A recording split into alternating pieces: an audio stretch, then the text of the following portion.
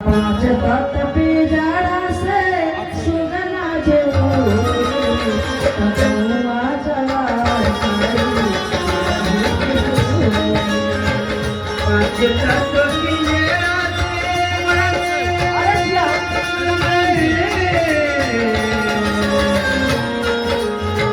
पाँच तत पिजड़ा से सुगना जेऊरी कतौआ जवार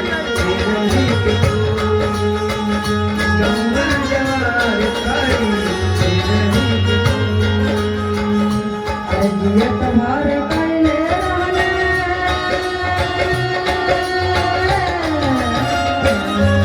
अरे जियत भर कैले रहले लोग दूर दूरी जियत भर कैले रहले लोग दूर दूरी बोले के बाद चले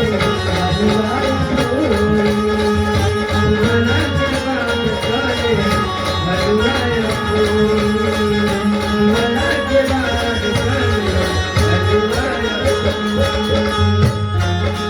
देखिए माता जी का बहुत सौभाग्य है, बहुत अच्छी तरह से इनका लालन पालन मगर इसके बोले करते रहना।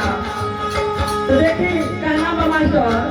अरे घर घर टूटी सबे अरे घर घर टूटी सबे और घर घर टूटी सबे और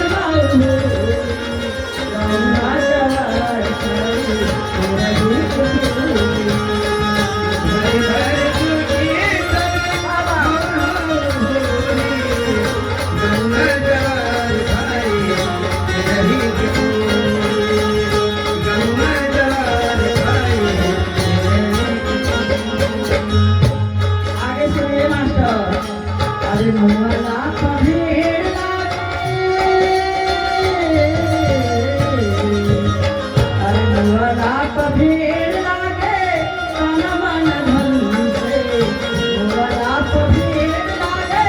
तन मन धन से जियत भर हाल चलो मुझे नाही मन से मना कभी लागे तन मन धन से जिया पार देहु होते नमन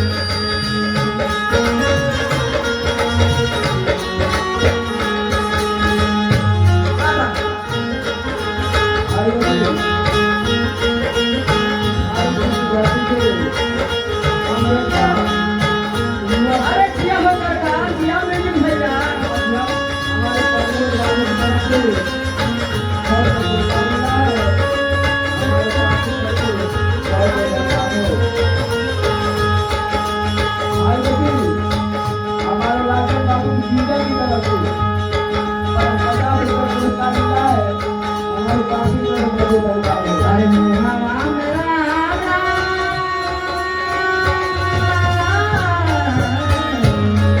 अरे मोहवा मेरा नाना बगल में छोरी मोहवा मेरा नाना बगल में छोरी कतौआ जवार खाई रही छोरी गंगा जवार खाई रही के गंगा जवार खाई रही के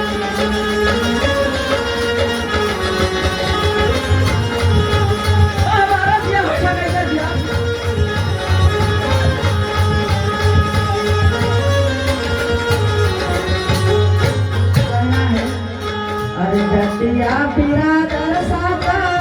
घाट वाले आई हैं जटिया बिरादर साता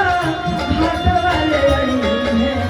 मीठा भोज वाला भोला बहुआ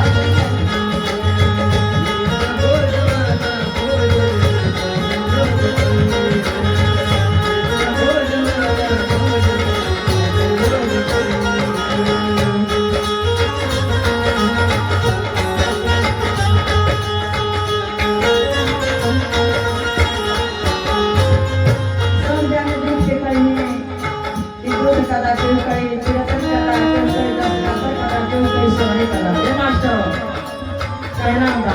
अरे करम कांडाच्या बारीके अरे करम कांडाच्या